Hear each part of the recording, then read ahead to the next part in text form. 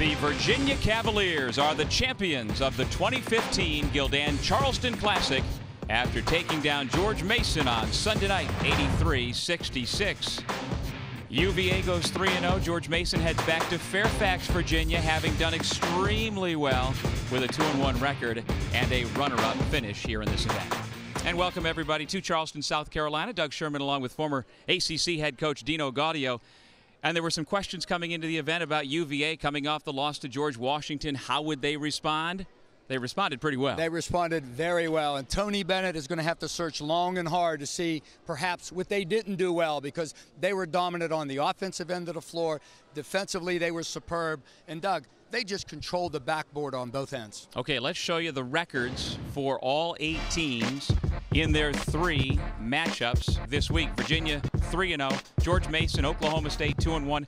Who else jumped out of that field at you that maybe has big things coming, Dino? Well, I think Oklahoma State does. They were out without 3 of their top 7 players. Phil Forte, we know, is the leader of this team. He was out. Shine and Hammonds, and those guys stretched the defense with Oklahoma State. Travis Ford's team will be good in the Big 12 when they get healthy.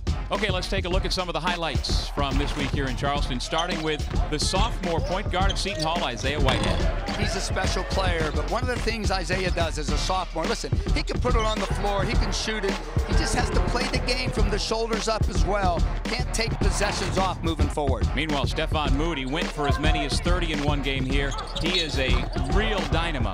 He really is, and he'll have to carry Ole Miss as they move into SEC play. Started some at the point guard today.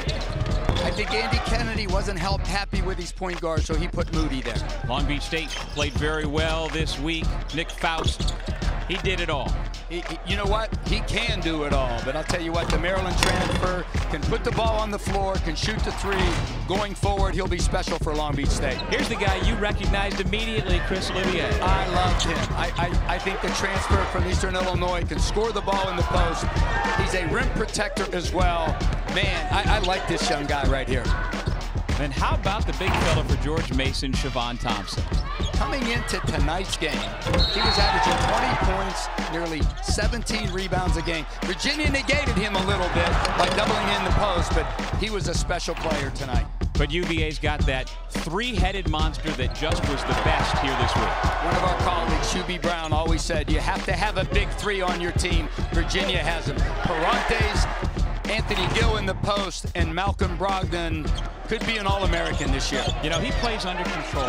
He plays like he's a 28-year-old. He just has a presence about him that permeates the entire team. And Doug, he guards the position really well. And a big question mark coming into the season with, can London Perantes go from a role player to a primary performer? And he did.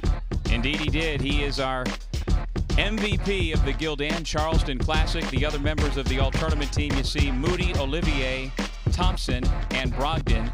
But it's UVA that winds up taking home the trophy here this week. And they could win a 3rd ACC championship. And this team will contend for a Final Four this year, the Virginia Cavaliers. The 2015 champions are the Virginia Cavaliers. Let's show you the field for the 2016 Gildan Charleston Classic. Boise State, the College of Charleston. We are on their campus right now. They'll have the home court advantage along with UCF, Mississippi State, UTEP, Villanova, Wake Forest, and Western Michigan. We look forward to it next year here in Charleston, South Carolina.